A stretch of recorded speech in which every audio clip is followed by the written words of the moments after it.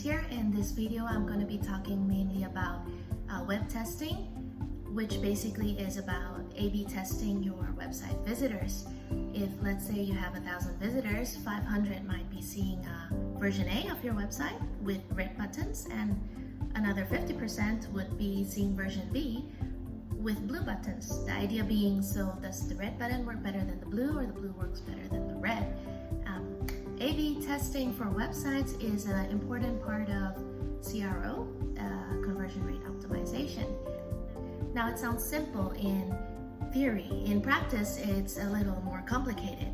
You first need to start by choosing your web optimization tool. I tend to recommend the Visual Web Optimizer because it has a drag and drop feature, heat maps, click maps, and basically it's good for non-techies. Although you do need a developer to help on certain parts.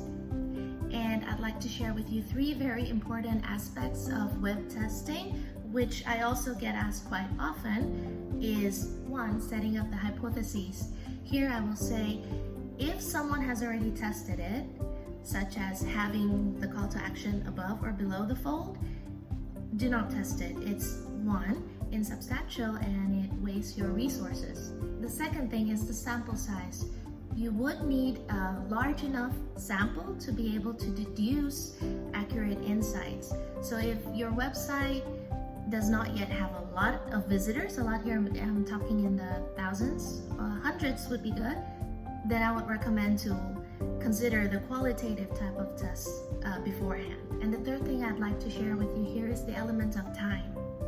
Basically, you might have tested something earlier this year and come to certain sets of conclusion, which over time, if you do the same test again, you would come up with a different set of conclusion, a different set of results.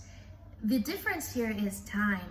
So if you were to test during Valentine's vs testing during Halloween's, of course there would be some differences. If you would be testing clothing and fashion during summer and winter, again, there would be differences in the result.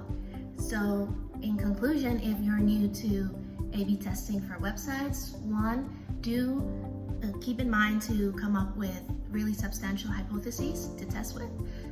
2, keep an eye on your sample size. And 3, always keep in mind the element of time.